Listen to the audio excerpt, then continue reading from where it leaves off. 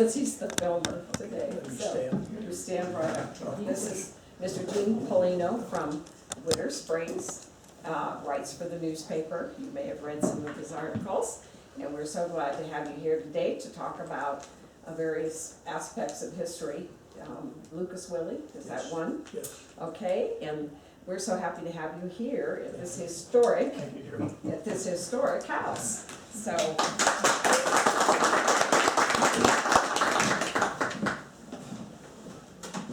Now, can you hear me in the back when I speak? Yes. Yes. I'm going to tell you a personal story because of something Suzanne said to me when she called me the other day to confirm that I would be here. I met my wife in the O'Hare Lounge in Chicago. It's been 52 years now. I'll wait till the other guest comes in.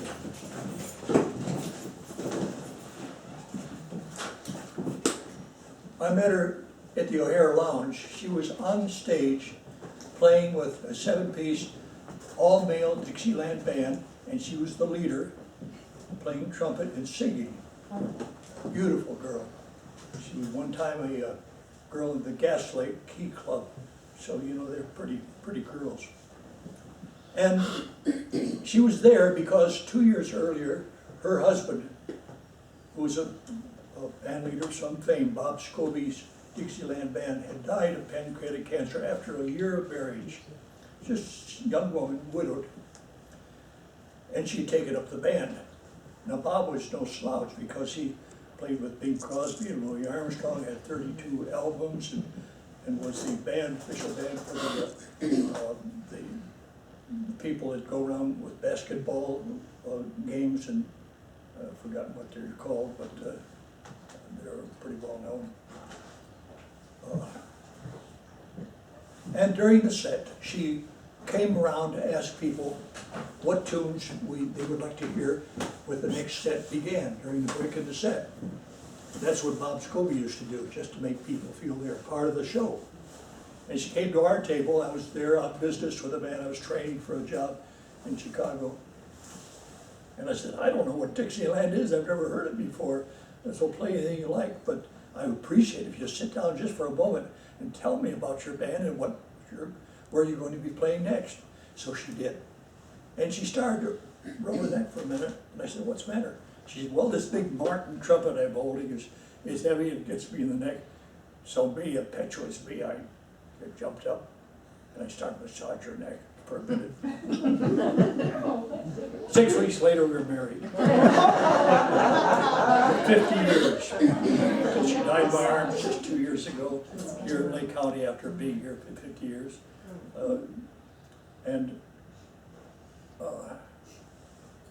I remembered that something she told me one time. She introduced me to Louis Armstrong in Los Angeles, one of the big festivals. And she said Louis had told her once that one time he was playing for an audience. When he came, there was only a single person in the audience. And Susan said, we don't know how many people are coming today. So I thought of that. Because Louis said he played his heart out just as if there were 1,000 people in the audience. So it didn't matter to me whether only one person showed up today or you all did. You'll get the same story and the same charge. And I appreciate your being here, and I'm honored to be a part of this and a member of the Historical Society. I'm going to tell you about a very important 10 years in Lake County. And it was chronicled by one of the several people in the book I've written about the history of Lake County. That's this thing that will have about 450 pages and 120 photographs and be coming out in about 3, 4, 5 weeks. And if you're interested in getting information about it, I've got a sign up here for the book. And Lucas Willie in chapter 48 wrote about the last half of that decade. I researched this and I couldn't find any of the parts of his little black book diary except for those last 7 years. But I recorded them. And there are some things that he wrote briefly. It tells you the kind of a man he was. He was every man, and I'm very sympathetic to the person he was. this 10 years began with the first of 4 elections to decide who would have the county seat in Lake County. Now, at the same time that happened, the Public Telegraph came in. They began a good business of building boats on the lake, and they were mining a lot of mercury, quicksilver. That was up, and Wells Fargo set up their business in the Tallman Hotel. Well, Lucas kept a diary of these events as they happened in his little black book and a journal of his life. Most of it's been lost. But to tell you what kind of a person he was and why I was so sympathetic to him, he was a pretty human guy. December the 5th, Sunday, 1869, rather Christmas of 1868, Lucas felt the passage of the years. He was nearly 40 years old. And he took stock of his life and he wrote down, "Now the years pass so quickly that I have time to accomplish so little. My youth is past, middle age is past, and I realize few of my bright dreams. At times I feel discouraged, but then there's no use in giving up. The battle must be fought. I must go ahead and keep my own skirts clear. I feel that I have not lied or intentionally wronged anybody, which is a great comfort and satisfaction to me, but a belief I do not boast of or parade before other people." And then, just a little later, Sunday, the 5th of December, 1869, when he was reaching for it, he said, he wrote a very short sentence here, paragraph. "The second with my birthday. I am now in my 40th year. Getting old, old, old." Each of the olds have exclamation mark, 1 or 2 exclamation mark, or 3 exclamation mark. They're all in core Lucas words. During that first turbulent decade, in 1861, they had the first vote Lakeport won. It was also the year the Civil War began, and the Battle of Bull Run. John Polk led an army from Washington, and they were so sure of beating the Confederates that the lords and ladies, the grand ladies, the gentlemen from Washington, got in their carriages, came down to watch the show. Well, Longstreet, Lee, and Jackson turned the tables on them and sent the Union Army running back to Washington. And of course, in leading the parade were these ladies, gentlemen, to get away from the Confederate Army. 1862 of that 10-year decade is important because a man who later became a very important citizen of Lake County, Richard Floyd, was at the time a pirate for the Confederacy, sinking Union ships. He sunk 60 of them.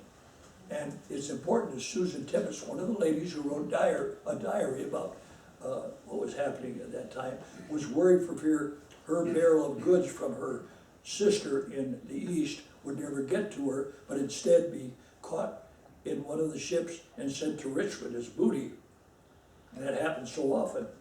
In 1863, again, because Kelseyville and Lower Lake were not satisfied that Lakeport should have the nod as county seat with all that power, were fighting and arguing with the state legislature to have another vote.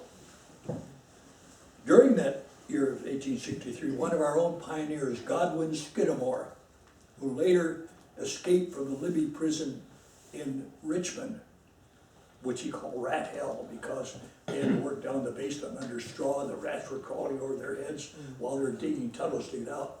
But he did get out and walked the streets of Richmond like any citizen. No one caught him. And he got through with the help of slaves to the Union lines and got out of danger. In 1864, they had the second vote finally. Well, that was a fateful year because Sherman marched through Georgia, Grant was named top general, and Lincoln was elected.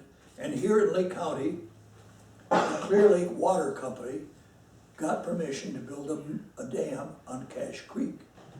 Now, that would have been all right because they promised to keep the level of the lake down to a reasonable level and nobody would suffer. They'd have plenty of water for their cattle and for their crops and things of that sort. But then it rained cats and dogs for 2 years. It was so bad that Susan Debbie wrote in her diary, and I'll just paraphrase what she said. Children were dying from the fever. People were living in their barn to get up to higher ground. Orchards were being ruined, and the lake was rising.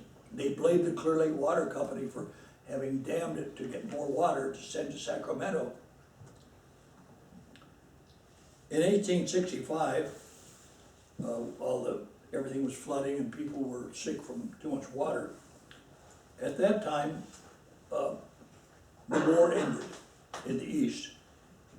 On the 6th day of April, and on the 15th of April, Lincoln was assassinated. And on the 27th, the greatest maritime disaster in history occurred, the sinking of the steamship Sultana on the Mississippi River at 2 o'clock in the morning. Now, the reason it was never top news is because of the assassination of a president, and because the war was nearly over. Lee had signed the truce and was captured. And so it was on the back pages of the New York Times.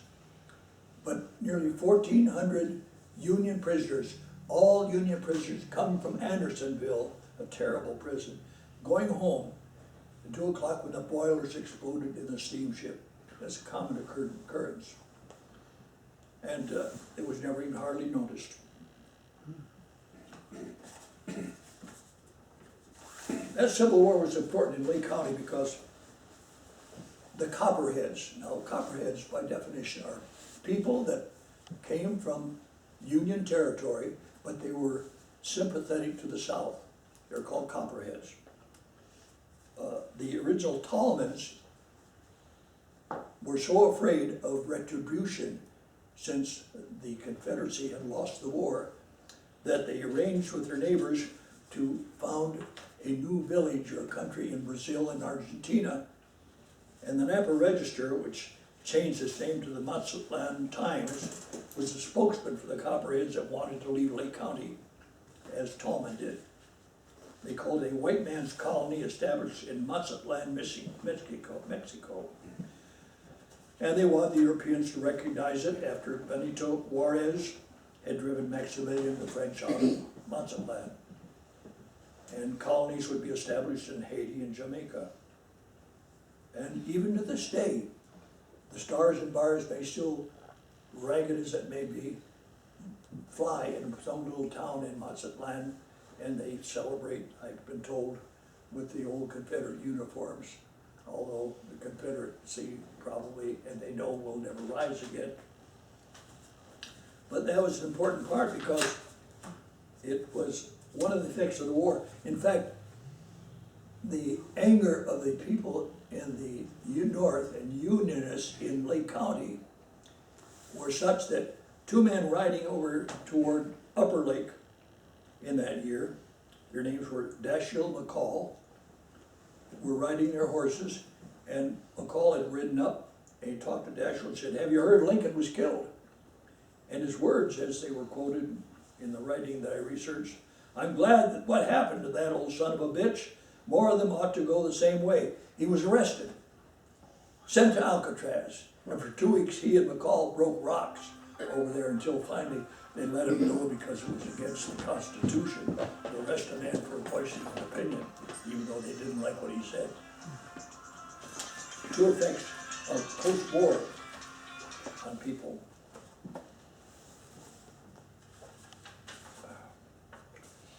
Then came time for another vote to decide the county seat. This time, there were more fistfights in all the bars, both in Kelseyville and Lower Lake and Lakeport than you can imagine. Not only that, but there was a lot of underhanded dealings. Clear Lake Water Company wanted to stay where they were, and they didn't want to be kicked out. And they wanted Lower Lake to get the nod as county seat because they hired all the people from Lower Lake, and Lower Lake was in their corner. Mysteriously, the Lakeport courthouse burned down. Incendiary. They don't know how it happened or who did it. And the only thing that don't think I kept the exact wording of what they said. Well, Historical Society wrote something that, although their words were couched and careful, it was plain they believed skullduggery was at work. They said, let it be understood that we do not wish for a moment to convey the idea that I'm skipping ahead, they were talking about the Board of Canvassers, because same time, Jameson, one of the 3 canvassers who was responsible for counting the votes, said after he had a drink or two, I'm glad Lower Lake got the nod, because they won the election. With 13 votes, they won the election to be the county seat, and that is against the rules for a canvasser to show preference and not be totally unbiased and clear. So that was the reason why immediately within 2 or 3 weeks, they had a second election. And even so, because the anger was so great between the 2 counties, courthouse burned down, I mentioned, and the Historical Society pointed out, or the newspaper stated, no means will be spared to ferret out the author of this terrible crime and bring him to justice. The safety of the community requires that the author of this monstrous crime must be detected. While such a man is at large, life is not worth a snap of the fingers, for as all believes, such a monster will not hesitate to commit murder or any other offense, however heinous, with the slightest provocation. This was the Lakeport newspaper. They were pretty angry about the fire burning down their courthouse. Along with the canvassers board and the upset there, they were ready to get a second election, and they did. This was a recount of the 3rd election vote.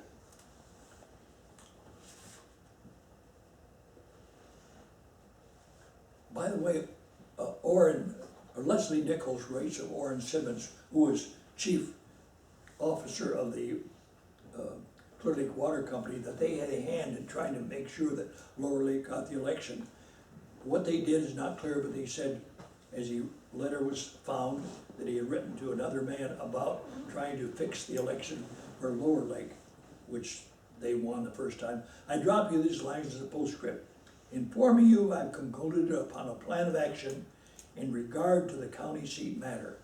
If fully carried out, as it shall be undertaken, will undoubtedly give Lower Lake the day. It will keep me busy this week here, as I have to move very cautiously, but I know my men will have plans all laid, reduced to writing, will inform you next Saturday. We must move quickly and get out of sight. I think it is the least expensive, the surest and most satisfactory method can be adopted. So it did win the election, but then they had a second election, and this time that 3rd vote was won again by Lakeport. Kelseyville was out of the running, but both sides whined and dined the voters from Kelseyville, trying to get them on their side. That wasn't enough. Lower Lake and Kelseyville fought for a 4th election. But meanwhile, in 1868, this Cache Creek was becoming a real problem. And Susan Tibbetts writes, Dear Sister Mary, Lake's higher than it's ever been. It's caused much sickness.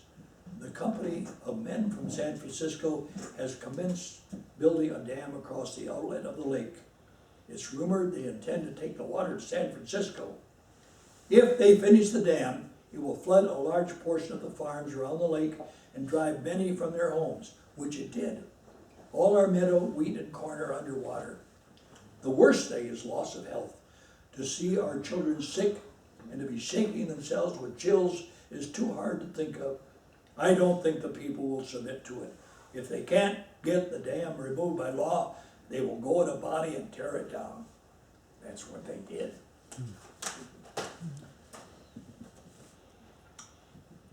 What the people did in Lower Lake is to round up the sheriff, the county clerk, all the judges under gunpoint and keep them while 130 or so men went down to the lake, to the dam, and they blew it up, burned the mill up, and let the waters flow and got rid of the high waters.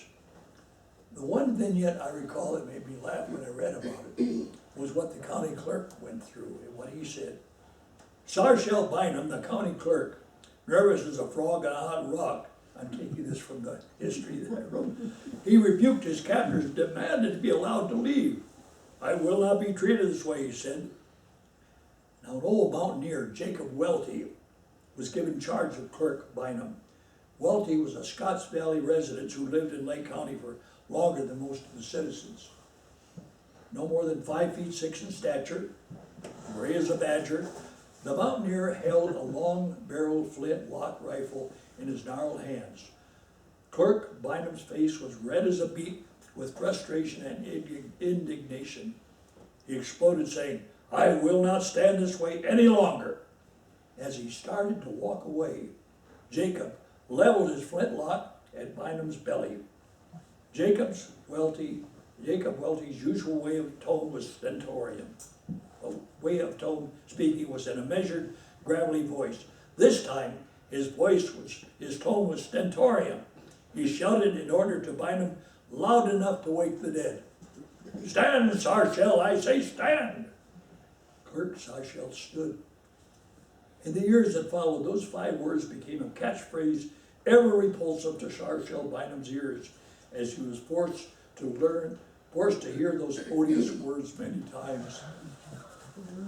But they got the dam out of there, and that was finished. It was 8 o'clock in the morning when these men from the upper part of the lake, Lakeport as well as Lower Lake, armed with rifles, shotguns, and pistols, were on their way to tear down the dam in the mill and blow up what they couldn't tear down. They had met at Jim Jameson's Lost Spring Ranch. It was Jim Jameson's idea.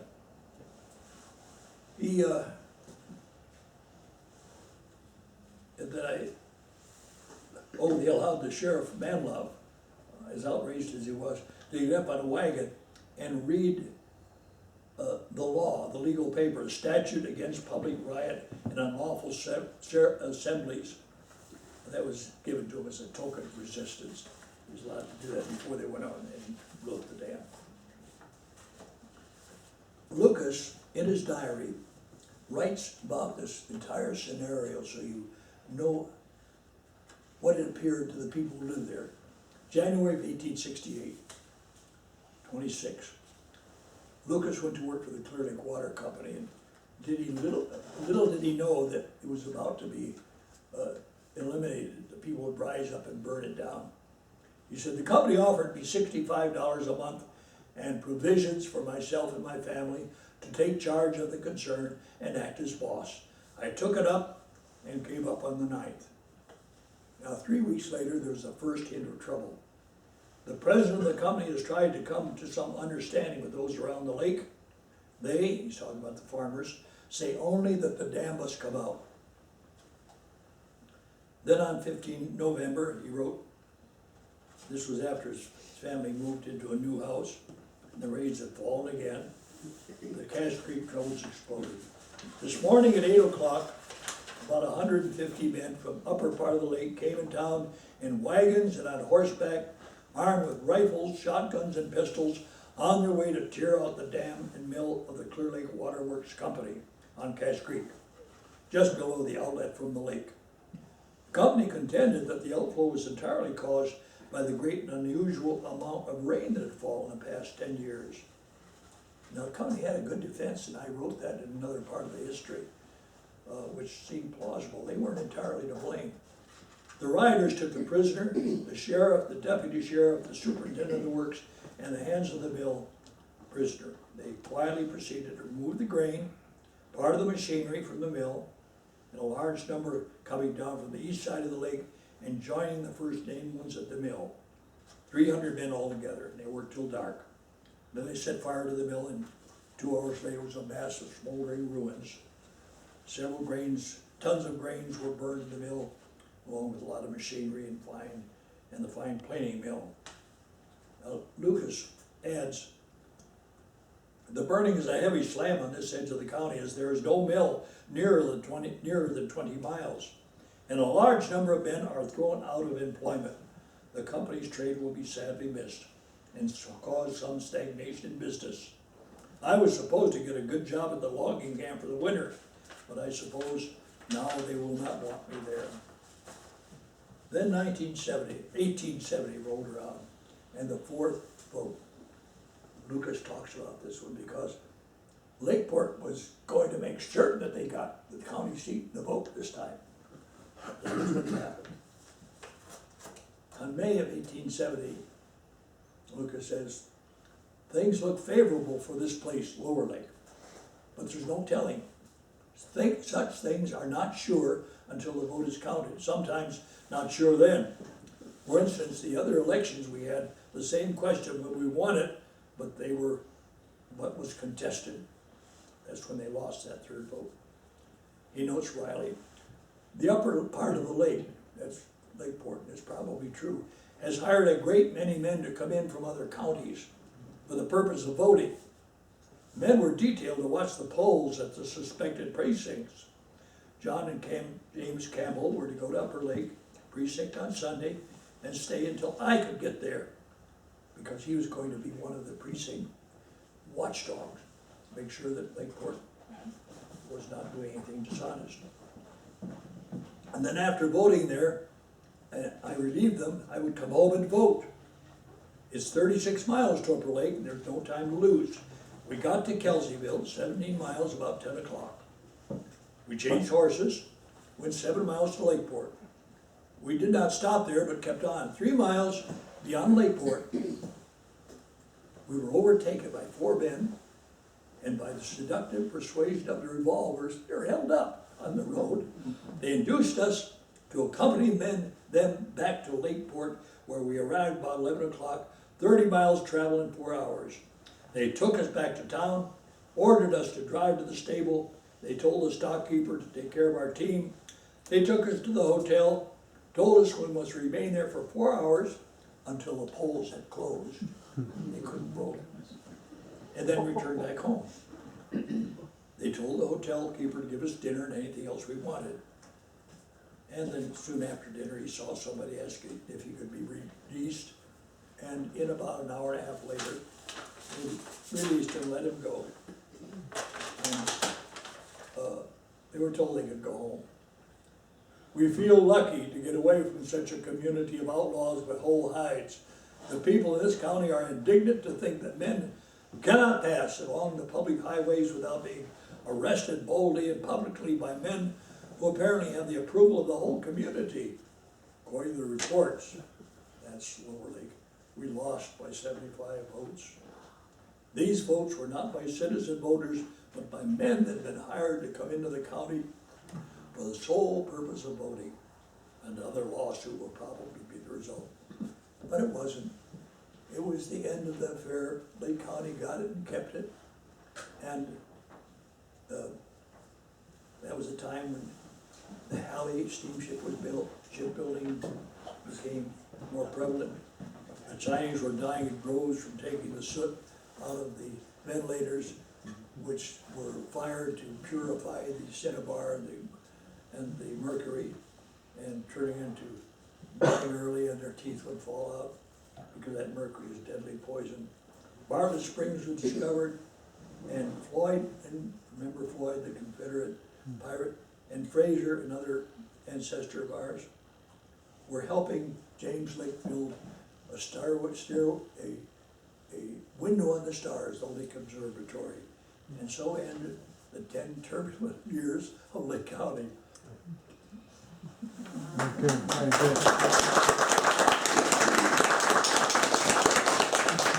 you. Any questions, I'll be glad to try to answer them. I think we live in a wonderful county, and I learned an awful lot more than just what I was able to write in that one chapter that Lucas Willie talked about, and about the 4 different elections that happened. And, Was there any construction or preliminary thought if Lower Lake secured the county seat? I mean, there was no courthouse or no. I'm glad you asked that story. What happened was, a question came up to Lower Lake by the people of Lakeport. Well, if you win the election, do you have the money to build a courthouse? They said, yes, we've got the money all set aside. So then they forced them with legal proceeding to show their books. And they said, the money's been stolen, Chinamen stole our money. That's what they said. Were there any militias sent from Lake County to the Civil War on either side? Oh boy, and there were several of them. One whose name I don't recall, a young man, just 17. He began his life before he went off to fight because of a neighbor who was harassing his mother, his widowed mother, so much one day, and throwing stones at the house for no good reason. He shot him dead and was released and found not guilty. Then he joined the Union armies and fought in 33 battles, all 4 years of the war, and came home to be one of the oldest veterans who survived the Civil War. And there were a number of people like that. I have a list of all the veterans of the Civil War who were Lake County residents. There were a lot of them. Same way with World War II too. A lot of people in World War II went off to fight in either the Pacific or in Europe, and came home and talked about it. Some of them were working with the Chinese before we were fully into the war, flying over the hump, and they told their story. It's part of what I researched was so interesting about these men and what they did.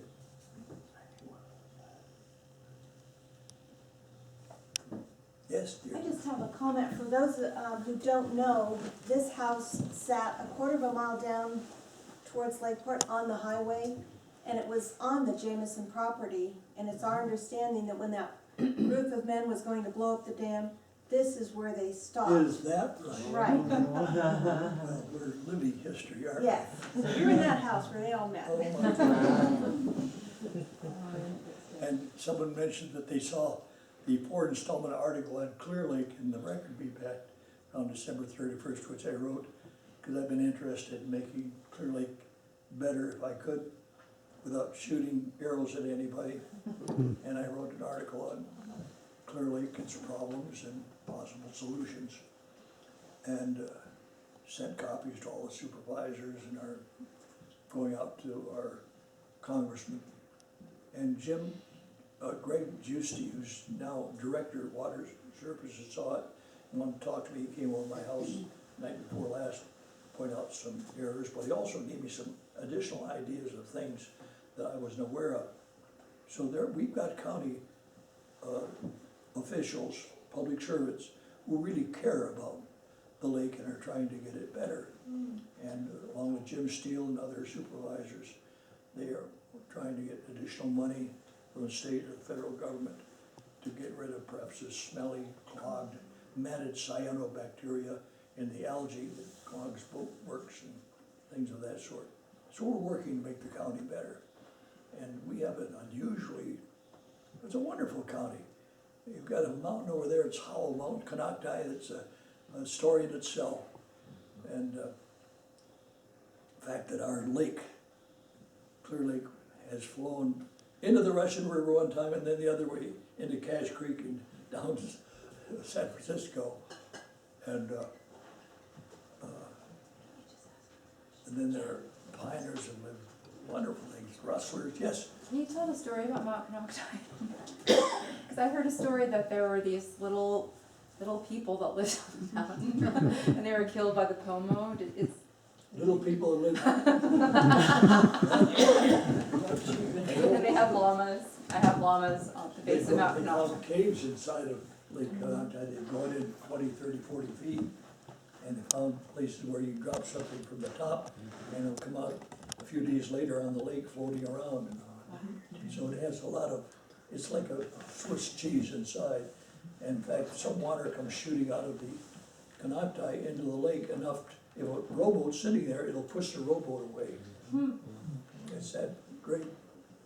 And I talked to Jim Brown, chief of the Elam tribe, they call themselves captains now, about Rattlesnake Island. Now they lived there and died and were buried 12,000 years. They should hold title to that. And the supervisor went ahead and voted some guy to have a summer house over there. And they don't have the right. Only Congress has the right to sell Indian land. And Jim was trying to do something about getting at least, if not Rattlesnake Island back, but maybe compensation of some kind. And I agree with him. Another of our citizens, a man who has some property and is well-to-do, his great-great-great-grandfather was adopted by George Washington and Martha Custis when she married George, and she deeded 16 acres of Arlington to this adopted child. And down to the generations, it was still their legal right. That gravestone of the Syphax family is in a separate place, was moved out of the area. And he's fighting to get compensation for his family proportion of this. He's ancestor of a slave, but he's passed because he's so white, and he didn't bother. He was in World War II, and he didn't try to pass. He just was totally white, and so many people are. Another 50 years it won't matter anyway. They'll get rid of the ignorance that we have about different colors and backgrounds. But we have some interesting people in Nuts County who live here. And as I mentioned, I want to show this off because my daughter showed me, but this is the cover, and this is the back cover. That's me on my Bachelor Valley, my farm, where I do all my writing. And it's going to be a big fat book, about 450 pages, and we really want to make the photographs clean and clear, about 120 of those, and 3 or 4 weeks they'll be out. The 16 acres is part of Arlington National Cemetery that you mentioned. You said there are 16 acres. Is it part of the cemetery now in Arlington? Yeah, it's right where, see, Robert E. Lee took over the house after he married the descendant of the Washingtons and became Robert E. Lee House. But it was never his house, never owned it. While he was away fighting, the Union soldiers, because they're angry at Robert E. Lee for having joined the South, buried all the corpses in the front yard for Martha Washington, or not Martha Washington, Robert E.'s wife, and she didn't like it.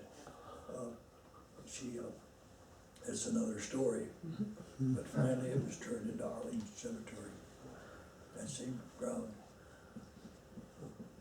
What they did and what happened in the North is affected us in Lake County. And I'm interested in the Civil War.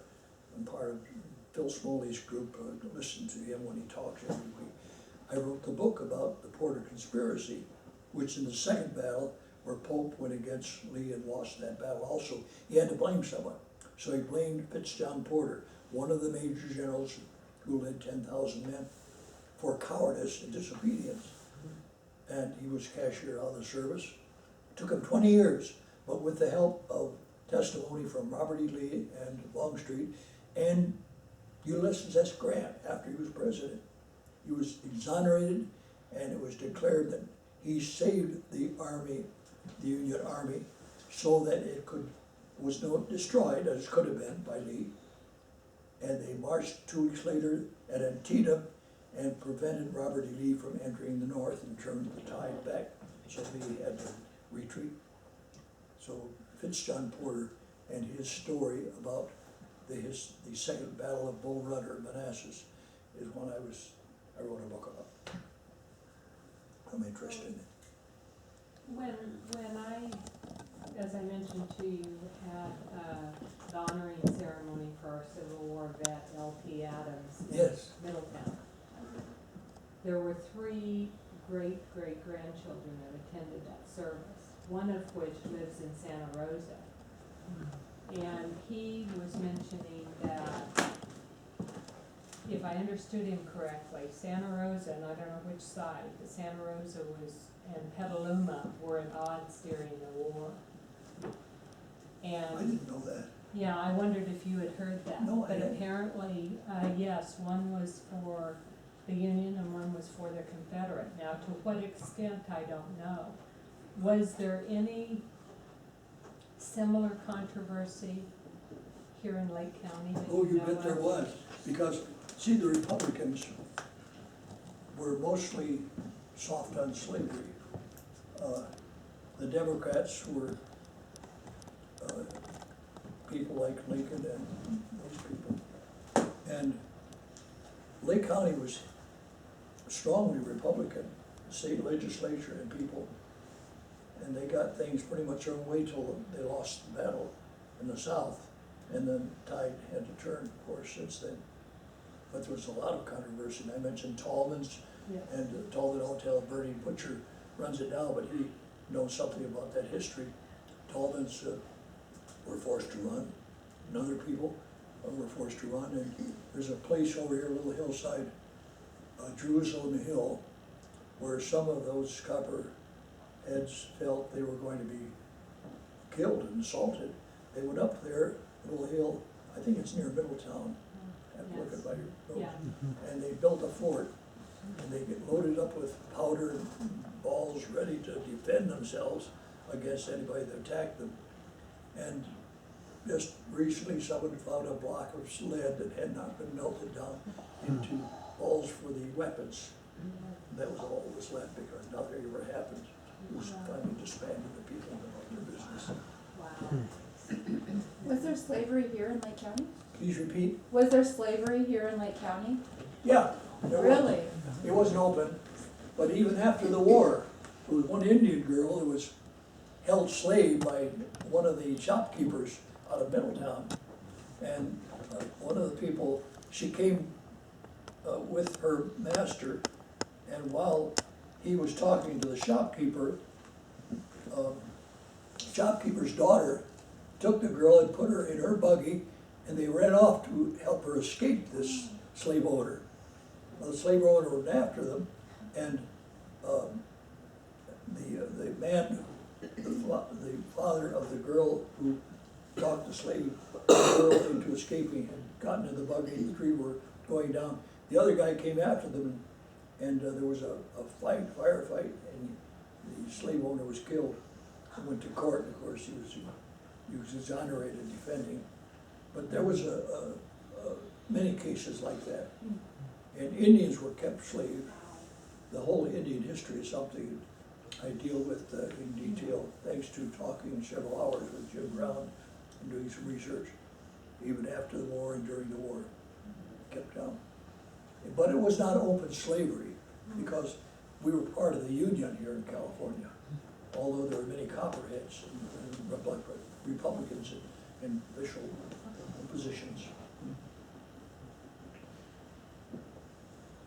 And what about can you address a little bit more the Chinese influence? I The poor know- Chinese, they came over here in droves during one of the wars, Tong Wars, and they were the people that worked to refine the mercury, the cinnabar mines.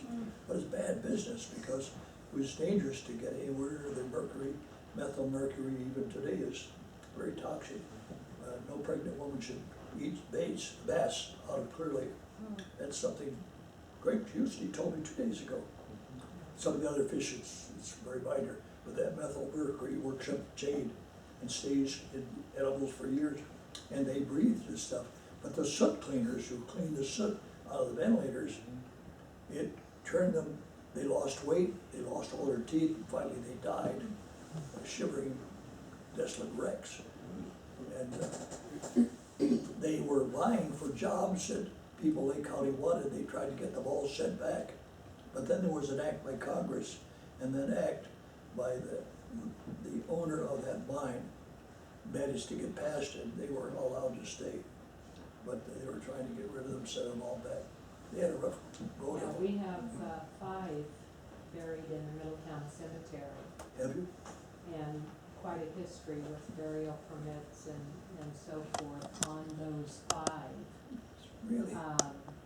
But I haven't pinned down exactly which mines. Great Western was one of the mines they worked at. Of course, there's China camps at almost all of the mines in South County. But, yeah, it's an interesting, I think I have one cook. They're on the census. I bet 1,000 stories could be told by the Yes, people who were in that cemetery. yes. I don't talk about mines. there was a murder after 1870. The wife of the owner of a roadhouse a few miles out of Middletown, the White Cat murder, they Yes, called it. that's true. Well, that was something, there was also a trial as well as, and I told the story of the trial. Then I went up to the museum's second floor. They've got the books for the trial, written by the clerk in longhand, and they weigh 50 pounds, or this wide, this thick, all bound in leather. I carved one down, I read through it page by page, and got the story directly from that, about the White Cat murders and what happened to them. It was quite a grisly And will murder. that be addressed in your book? Oh, you bet, yeah, all of history I can find, I put in the Yeah. book, that's why it's so thick. Mhm. But I try to make it readable so that they're interesting and Yes. readable and people want to keep on reading. There are really 100 stories, Yes. but it's accurate. I tried to check my facts as well as I could, and I think I was successful there. And even the way a million years ago the tectonic plates ground around and created the volcanoes around us, all kinds of volcanoes, all extinct, and Clear Lake Basin, that's described too. I talked to John Parker and people like that, geologists and archaeologists. Yes, sir. Speaking of the Chinese, at the old Howard Hot Springs, which changed to Avalon Yes. and which burned in September, apparently there's a whole retaining wall made up of headstones from a Chinese graveyard. There is. That's what I was told, and they thought, and it made no sense to me that these headstones were brought in from some other county, but that doesn't seem logical, that you bring in headstones to build a retaining wall. That You're probably right. there is a historian that was working with Avalon, and I don't know whether they ever researched it or not. Huh. I just thought it was interesting tidbit. Yes. You know, later on during the Depression, 1929, there were signs everywhere, no Irish need apply. The Irish were being persecuted. That's the way it was earlier for the Chinese, except even worse. Yeah.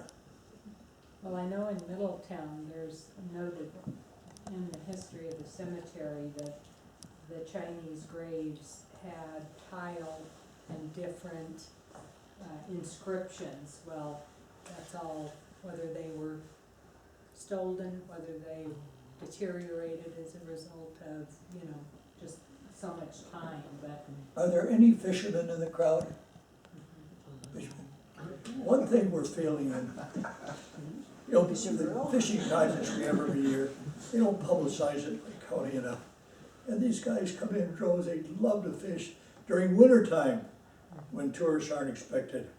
And one of Greg Justy's wishes is that our city fathers would recognize these fishermen more, because they come in, fill up the motels, and they fish, and they throw the fish back, of course, they're there to fish. And we worry about losing tourist trade in Lake County, good tourist trade, because of the stench and the bad algae cyanobacteria that clogs the end of the lake. We may be losing $70 million a year in tourist trade, which means more businesses. Of course, we don't have the hotels for them that we once had, they're all burned down. But we could have another Tahoe here and still leave the quality of life that you and I experience still good without being affected. And it'll have more jobs and more income for the people of Lake County. I'm working for that. I'm very much in favor of that. Anything else that comes to mind, any questions that I could answer? Yes. Isn't a big, important thing that, the taxes were voted down again, to raise taxes to help clean up the lake? Isn't that a big part of it? Well, politics is a difficult thing to address. I know several of the supervisors in particular, and they're fighting all the time because you have all kinds of pressures on them. But that's the way the people vote, whatever way it goes, it has to be what they must follow as the law. but it happens. That's how they cleaned up Tahoe, is they voted to raise the taxes, so people invested in the lake and cleaned it up. A lot has to do with how it's presented to the people, Mhm. because, you know, they work hard for their money, and to Yeah. pay extra taxes, they may feel they're already burdened with taxes. You know. Coincidentally, I'll pass on something, an attempted fraud on the people of Lake County. I talked to the deputy sheriff, and I want to talk to Dave over at the record bee. I got this paper, said, send $83 before the 5th of February to make sure that your deed is in order and you have a complete recording of any debts against your property for back taxes, and to have a new deed. And heck, I keep my own records in good shape, and I don't owe anybody. And I called this person up, I said, why do you want me to pay $83? I already had a deed, I don't need you to send me another deed that I can get for $5 or $10, just a copy of it, whatever it costs, not $83. She said, well, don't bother, don't worry about it. So I called the deputy sheriff. You know, a lot of old people who live on a very short income, Social Security, and they see this, they're not going to question it. They're gonna think the county wants them to send $83 because it's part of their property requirements, and they can't afford it. So I think it's a kind of fraud. And I gave them the name of the number of the person they're following up on it. Was it a local number? No, it's Westlake. It's a people in Westlake with a high sounding name, a very official looking piece of paper. And this request for $83 for it. Yes, sir. Did you mention an observatory, 1870? Lick Observatory, yeah. Oh, Lick, oh. Lick Okay, Observatory, so in the Bay Area. yeah, right. Well, it's over here in one of the mountains. It was to be St. Helena, and then they moved it to another one nearby. But I think it's still in Lake County, as I recall. Lick Observatory, yes. I read at one time the old pioneer families out at Blue Lake built some kind of dam out at Blue Lake so that the water wouldn't flow towards the Ukiah Way. Does that have The something to Russian do River? with the Russian River and they were trying to Well, keep 3,000 the years water? ago, Yeah. when Cow Mountain, there was an earthquake, and a good part of Cow Mountain landslide went down and covered up a part of the lake and formed that big hump that you had to go over to get to Ukiah. Mhm. That changed the direction of the lake. That's the only dam I know of. I don't think any other dam was built, but it did change the direction of Clear Lake, so that Blue Lakes, it no longer flows into Blue Lakes, but it goes to Cache Creek instead. Mhm. Yeah, that's Cache what I Creek goes to the read. Russian River. Yeah. Okay. Thank you. And that was another reason why the railroad, they planned a railroad for 11 years, and people put money into it. I have a chapter on that too, and nothing ever came of it, but it was from Hopland over to Lower Lake. And they even dug up some of the mountain, put in some tracks, and the people lost their money, and they finally died after World War I started. There was another railroad, electric railroad, that was supposed to come from Calistoga. You're right, there's several different railroads that were planned. And they built a little bit of track, and then there was an accident, and the lawyers got into it and sued the railroad, and it went under. Yeah. That was, I think, just before World War I. Well, we're kind of isolated during World War II. Clear Lake was used as a Navy base for flying airplanes quite a bit. So we're pretty busy. And I'm especially interested in this affair coming up where you're going to honor the veterans, 15th of May. Yes. Because I'm one of these few remaining World War II vets. I was in the Pacific for a while. Never saw no kamikaze ships hit my light cruiser, but we had a chance to fire the guns a few times. That was about it. It was the end of the war.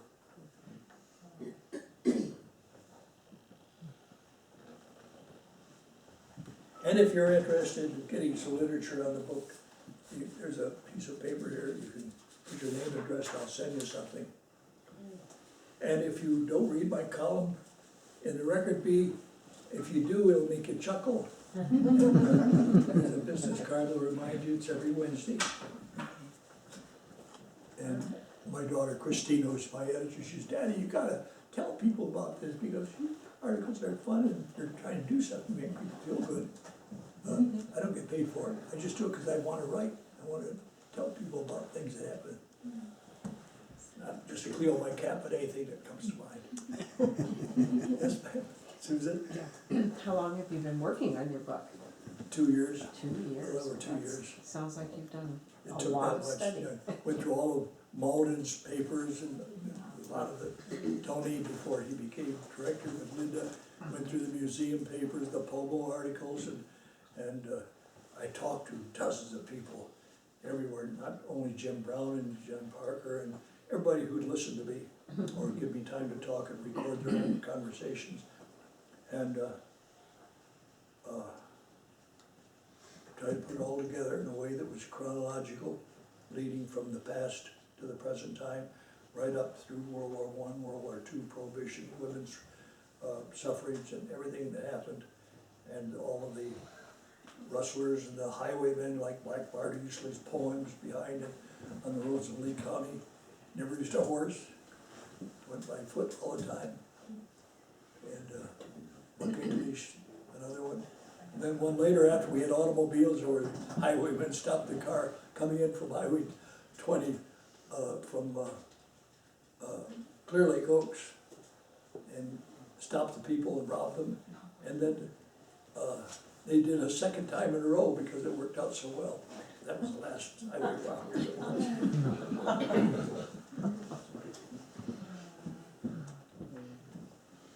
Have you thought about where you're going to have your book signing? No, I hadn't thought much about it yet. I guess probably I'll have one of the local bookstores or maybe the library or maybe my daughter wanted to. How about here? How about here? Yeah, here, we want you here. It'd be good for us, because I love member of the historical society, that'd be nice. We'll even Thank you. supply Thank you. refreshments. And then we'll publicize it and bring in people and, Yeah. Yep. and, Yeah. Can be on the porch in good weather, yeah, thank you, so that's one I will. place. okay. And, Would you like a copy of that article on the electric railroad? say that again, please. Would you like a copy? I've got a book on trolley cars and it has that article on If you the, have it, I would appreciate it very much. is your card got your mailing address on it? Yes, here's, It's got the email my address. address is pretty easy, it's Email. 1077 Bachelor Valley Road. Here's a pen paper. I'll put it on your card. Or you 1077. write Post Office Box 6, that's, I set up her publishing address, that'll get to me, because I check it every day. Gene Paleno, Post Office Box 6, Upper Lake. Okay. I don't have my address on my card, but you're welcome to a card if you want. It's got my email address. Just got one. Okay. And, it'd be wonderful to have it here. I think people should know more about the important work the Historical Society is doing, because unless we remember our past, we're bound to make the mistakes again, you know, the old saying. Yeah.